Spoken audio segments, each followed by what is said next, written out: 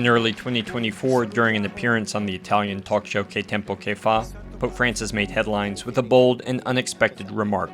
He said he hoped that hell is empty. A me piace pensare l'inferno vuoto. È un piacere. Spero che sia realtà. Ma è un piacere. The comment, viewed more than 42 million times on Catholic News Service's X account alone, reignited a centuries-old debate over who, if anyone, ends up in hell. It's a question that some Catholic scholars say feels more urgent today than ever. Among them is theologian Jordan Daniel Wood.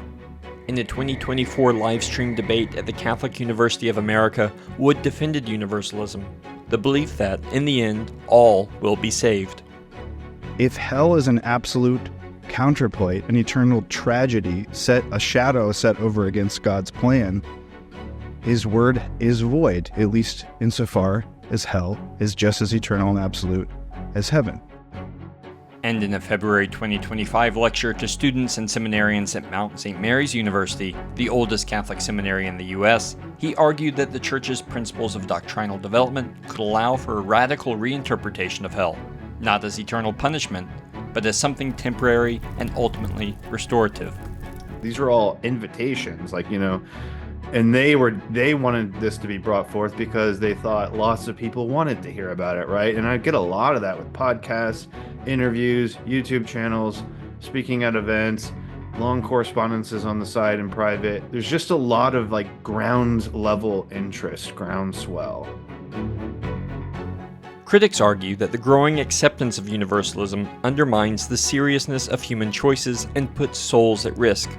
That's why Monsignor Charles Pope says he wrote The Hell There Is, an exploration of an often rejected doctrine of the Church, a book he released in March. What fundamentally this creates is a kind of a lack of urgency in the Church.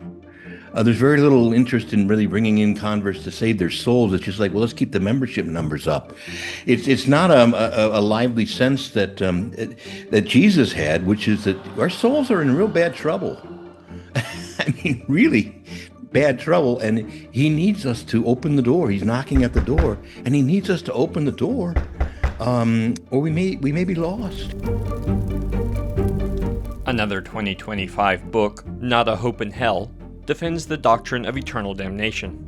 Its author, Dominican Father James Dominic Rooney, told Catholic News Service that Universalist claims of guaranteed salvation for all are heretical and incompatible with Catholic theology. There are upper-level kind of pastoral questions here, which is the nature of salvation, the nature of God.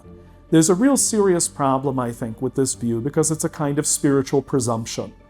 And I think it does undermine our reasons to evangelize people. I don't think we need to be scared of ourselves or people going to hell. I don't mean that. But I think that, the possibility of sin, the need for redemption, if you don't really think those things exist, then that's going to undermine a lot.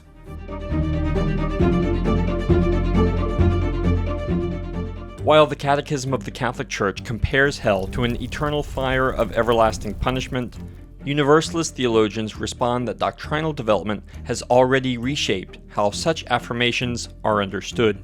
Part of what we're trying to show is just how much Universalist theology has already shaped the tradition. But because it has not taken that final step, we find ourselves in a state like any moving historical tradition will find itself, where there are growing pains, where things just don't quite fit. And that will create felt tensions in the experience of believers, but also in the minds of theologians. That's not a bad thing. That's just what it means to be a tradition on the move, growing into the mind of Christ. Pope Francis told theologians, your job is to go further, the magisterium will stop you. And so we are daring to go further, following the magisterium's own call.